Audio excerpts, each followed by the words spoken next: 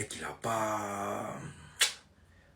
Le mec, il a pas... Bon, on va pas trouver de bouc émissaire. Malheureusement, le PSG s'incline 1-0 face à Botafogo, qui auront défendu comme des chiens tout au long des 90 minutes. Franchement, chapeau, c'est la seule chose à faire pour battre le Paris Saint-Germain. Pas de quoi tirer la sonnette d'alarme. Le Paris Saint-Germain reste toujours et encore la meilleure équipe du monde. Il y a juste à voir la manière dont ils ont fêté ça. On pourrait croire qu'ils ont gagné la Copa Libertadores, mais non. Ils viennent de remporter un match face au Paris Saint-Germain. 1-0, en posant le bus et en jouant les contres à fond. Et comme je le répète, il n'y a pas de honte à ça.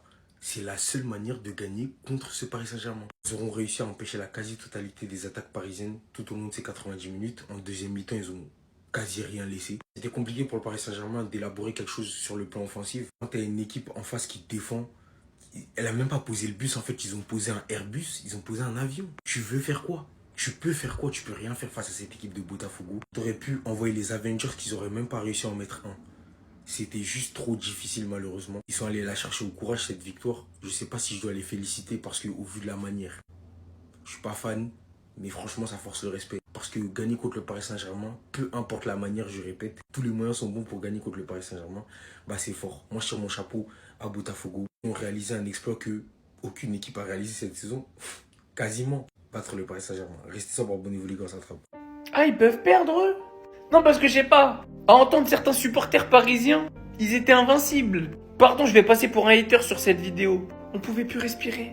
Botafogo qui prend la tête du groupe de la mort. Alors là, je l'ai pas vu venir celle-là. Mais revenons sur nos amis parisiens parce que j'ai pas fini avec vous. Non, parce que ça faisait des comparaisons de matchs entre matchs pour dire que Paris pouvait pas perdre en finale. Donc Botafogo est la meilleure équipe du monde?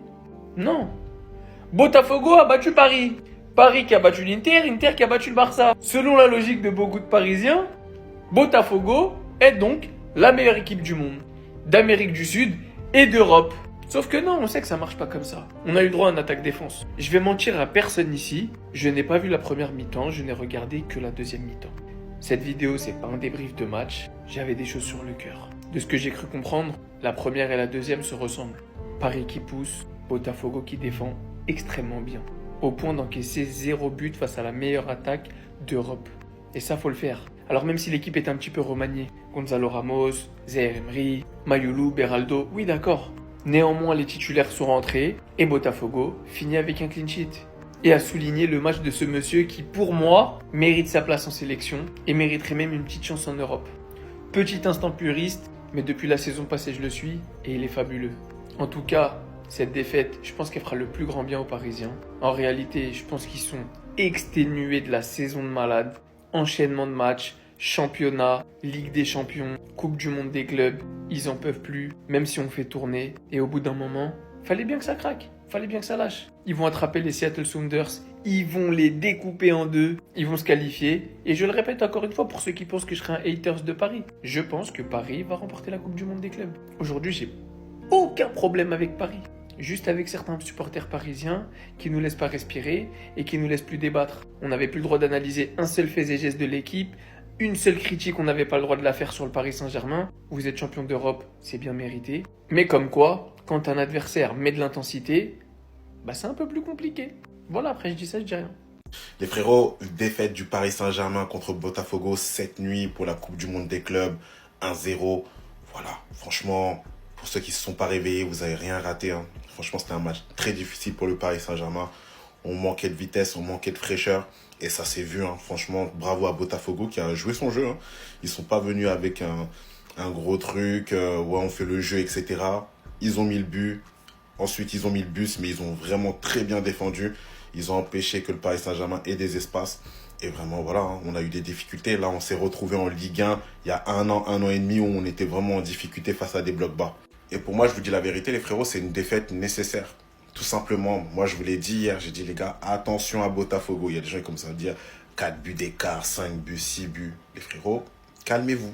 Je pense que voilà, vous vous êtes réveillés ce matin en étant calme. Et c'est très, très bien. Du coup, voilà, je pense que l'équipe va faire le taf. Ils vont se retrouver ensemble, ils vont discuter, ils vont trouver les solutions qu'il faut. On sentait un manque de fraîcheur quand même hier. Par rapport à l'équipe, ils avaient du mal à passer de gauche à droite. Mais ils vont faire le taf pour le 3e match. Les frérots, il y a des joueurs que j'ai pas aimés dans l'équipe. Pour moi, d'abord, Hernandez. Hernandez, en backup de Nuno Mendes, on voit trop la différence. on voit trop la différence. Hernandez, quand il est un peu en galère, il fait que balancer le ballon. Et pour moi, c'est pas vraiment positif. On l'a vu directement. La charnière, à part sur le but, ils ont été très sérieux. J'ai vu des gens commencer déjà à parler à Beraldo. Beraldo, il a fait un match sérieux, les frérots. Il n'a pas fait de trucs bizarres. Il a fait un match sérieux, juste sur le but. Lui et Pacho, ils se sont fait avoir. Du coup, arrêtez de dire Beraldo, Beraldo à chaque fois. Surtout, vous n'avez pas vu le match. Ensuite, au milieu de terrain, Mayoulé et Zaïre Emery, trop tendres. Attendez, je peux tout vous expliquer. Pour ça, on a dû rester éveillé jusqu'à 3h du matin. C'est pour ça, là, je fais un débrief à 5h du matin. On a perdu contre Beef Cut, les frères. On se rend pas compte à quel point c'est hard. En fait, t'es un ancien SS. T'es le fils d'un ancien capot en Allemagne en 39-45. Tu mérites des choses insensées. Ce que t'as produit aujourd'hui, qu'est-ce qui se passe? On t'a payé? Tout le transfert de Cherki, John Textor, il te l'a passé? Qu'est-ce qui s'est passé? 1, 2, 3, 4 pénaltys. Toutes les fautes, tu les siffles pas, on t'a fait quoi? Et pour l'Inter? Alors la composition, elle était simple, c'était comme d'habitude, sauf qu'on avait Casper, on avait un fantôme ici. Peut-être que c'était la nonne de Conjuring, personne ne peut savoir. 0 sur 10, fantomatique, aucune présence. Ramos, on attend toi que tu fasses quelque chose. T'envoies des mails pour jouer. En fait, il voulait être validé par la street brésilienne. C'est ça que vous avez pas compris. Il joue contre des Brésiliens. Il voulait être validé vraiment par le pays. On a compris que tu savais dribbler. Désiré, je te jure, on a compris. Mais des fois, les choses simples. Les choses simples. Le seul but du match, c'est un contre qui est parti à gauche et à droite et qui a pris à contresens Donnarumma. Vous êtes fiers de ça? Tu me manques. T'as vu, des fois, je m'assois, je pense à toi, je peux regarder dans le vide pendant 20 minutes. Tu me manques. Record. 7, c'est le nombre de ballons que Gonzalo Ramos a touché en une mi-temps. 7. En fait, Lucas Hernandez, il va falloir que tu comprennes quelque chose. L'arabe, c'est pas difficile à comprendre. Il y a des postes à pourvoir en Arabie Saoudite sur LinkedIn. Beraldo, en fait, il y a plus, les frères, il n'y a plus d'espoir avec Beraldo. Il n'y a plus d'espoir. Je crois que c'est contre des grosses équipes, on peut dire, vas-y, c'est pas grave, il est jeune, c'est contre Botafogo. On s'en fout, on est champion d'Europe. Dans tous les cas, ce qui m'énerve, c'est la phrase, on va devoir jouer notre qualification contre Seattle. Comment ça, jouer notre qualification? Est-ce que vous doutez en plus? Là, en fait, l'arbitre, vous vous rendez pas compte à quel point il nous a nui, en fait. Vous n'arrivez pas à comprendre. Botafogo, c'était Reims. Vous voyez cet attroupement autour de l'arbitre? On a vu ça tout le match. Des pleurnicheries, ça chiale, ça se roule par terre, ça crie sur l'arbitre, ça tape nos joueurs, ça met des baffes. C'est quoi ça? Les frères, 5h07. Aujourd'hui, j'ai bien aimé rien, les frères. Je vais pas vous mentir. Je suis même pas fatigué. Je suis même pas déçu. C'est bizarre. On a gagné la Ligue des Champions. On en a mis 5. Après, on en a mis 4. Et aujourd'hui, on perd. Beraldo, c'est ta faute. Les frérots, c'est dans ce type de match-là que tu vois que le meilleur joueur du monde manque au Paris Saint-Germain. Tu vois, il y a des personnes qui viennent parler à chaque fois. Ouais, lui, il mérite le ballon d'or. Lui, il mérite le ballon d'or. Les frérots, c'est lui le vrai ballon d'or. Parce que dans un match contre Botafogo, on avait besoin de son leadership. On avait besoin de ses déplacements. Et pour moi, Luis Enrique a fait une erreur de mettre Ramos titulaire. Il aurait dû faire rentrer Ramos en fin de match avec tous les centres qu'on a fait. Il aurait dû le faire rentrer un peu plus tard. Mais Barcola, il n'était pas apte physiquement à faire 60 minutes. Mayoulou, je pense qu'il ne voulait pas le lancer en faux neuf. Mais il aurait dû mettre un faux neuf et mettre Ramos par la suite en fin de match avec tous les centres, etc. Je pense qu'il aurait mis forcément une ou deux têtes qui auraient été dangereuses. Sur ça, Luis Enrique, il a fait une erreur.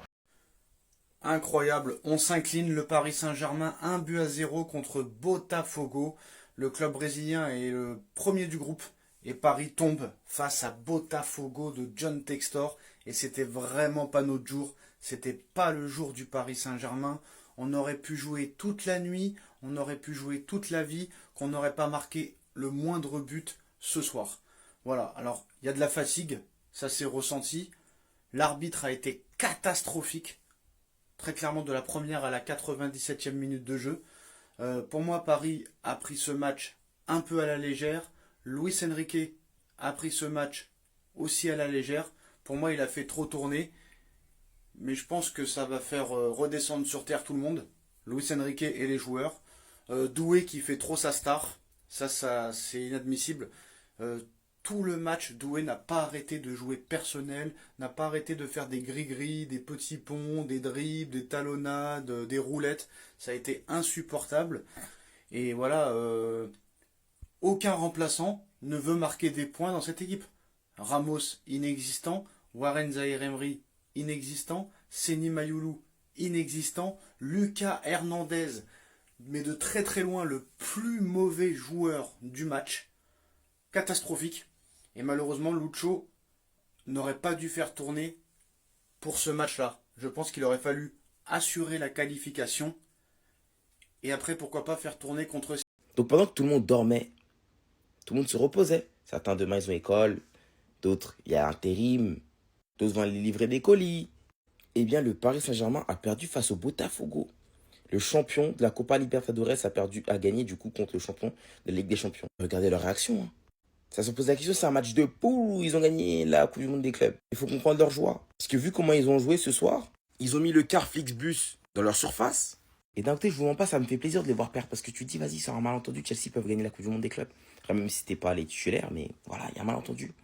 Cette équipe du PSG, cette saison, on les a vus perdre plusieurs fois, c'est vrai. Mais souvent de la même manière. Dans des matchs où ils auront surdominé, et ils vont se manger un contre comme ça, qui va tuer le match. Or que cette fois-ci, Igor Jesus, il va marquer en première mi-temps. Contrairement au match face à Liverpool, bien au match face à Atletico, en LDC. Bon, actuellement, c'est la seule manière de battre cette équipe. Même si voilà, il n'y avait pas l'équipe type non plus. Et comme on ne va pas retirer cet exploit au Botafogo, sachant que pour l'instant, les équipes brésiliennes font un très bon boulot lors de cette Coupe du Monde des clubs. On peut retrouver Palmeiras qui est actuellement premier de son groupe, avec une victoire, un match nul. On peut retrouver Fluminense qui a fait un match nul face à Dortmund. On attend leur deuxième match. Botafogo, du coup, actuellement premier avec 2 victoires.